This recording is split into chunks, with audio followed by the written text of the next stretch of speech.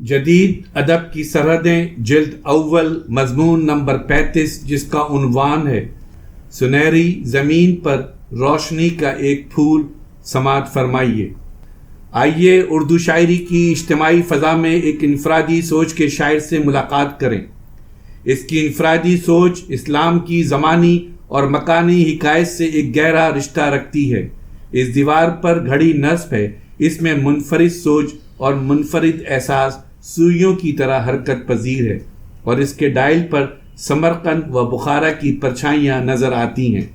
اظہار الحق نے قرطبہ میں آنکھ کھولی ہے، اسلامی لشکروں میں جوان ہوا ہے، اور اس کے سخن تازہ میں اس کے آبا کے روح اپنی لازمانیت کا اعلان کرنا چاہتی ہے۔ لیکن یہ تاریخی شعور حکایت پارینہ کا شعور نہیں ہے۔ ہند آریائی شاعری کی روایت بھٹک کر کہیں اور ضرور جا رہی ہے، لیکن اس کا سفر پاکیزگی کی طرف ہے۔ اس کے مصرے بھٹک کر دور نہیں جا سکتے، چونکہ ان کی منزل دانش، آگہی، شجاعت اور پری زادوں سے محبت ہے۔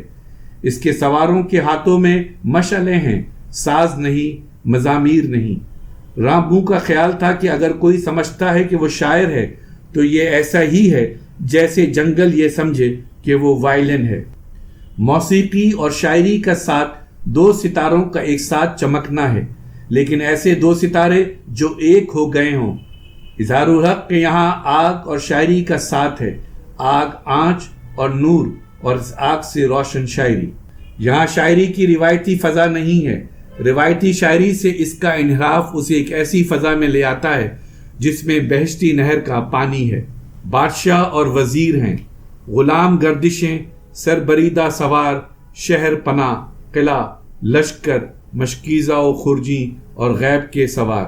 سر شام کیسا نظارہ تھا میرے باغ میں، تیرے ساتھ ایک ستارہ تھا میرے باغ میں، تیرا بے کنار بہشت جانے کہاں پہ تھا، مگر اس کا ایک کنارہ تھا میرے باغ میں۔ اس کے کلام میں تالے آزماؤں کا رخ بخارا کی طرف ہے کہ سارے قافلے بخارا کی طرف جا رہے ہیں۔ میں لقاؤں کا رخ بھی بخارا کی طرف ہے، مدینے کی ہوا کا رخ بھی بخارا کی طرف ہے۔ اس کی زبان پر کوفہ و بغداد اور بصرہ کا ذکر اس کی شاعری میں جان ڈال دیتا ہے، اور محبت اس کی آنکھیں بند کر دیتی ہے۔ محبت بھی اصحاب کہف کے غار میں سلا دیتی ہے۔ مذہبی اساطیر کو بھی اظہار الحق عشق کی حکایت میں محبت کے قصے میں تبدیل کر دیتا ہے۔ یہاں اصحاب کہف ہی نہیں، سمود و عاد کے قصے بھی ہیں، بابل کی فضا بھی ہے، جادو بھی ہیں، اور سمرقند کا شہر بھی۔ انگور کی شاخ اور سرخ شہتوت کا رس اور جنت کی سیر کے باوجود دو حرف لکھ کے ڈال دیا کر کے ہو سکے ان ہجر کے اندھیروں میں تھوڑی سی روشنی۔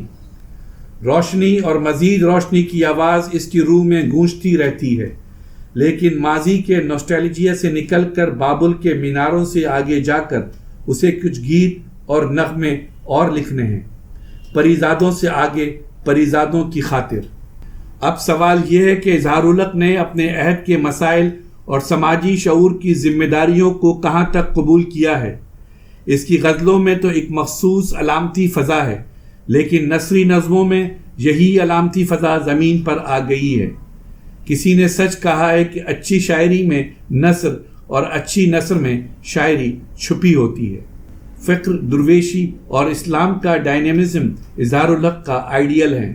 اپنی ملت سے گہرے ربط کے باوجود اس کا ربط پریزادوں سے ہے، اور یہ بہت گہرا تعلق ہے۔ بس ایک رات میرے گھر میں چاند اترا تھا، پھر اس کے بعد وہی اندھیرا تھا۔ اظہار الحق نے پریزادوں کا نقشہ کہیں نہیں کھینچا کہ شاعری میں پریزادوں کی تصویر نہیں ہوتی۔ ان کا اصل وجود اپنے آپ کو منکشف کرتا ہے، جو کہ شاعری احساس اور خیال سے پیدا ہوتی ہے، شکلوں اور لوگوں سے نہیں۔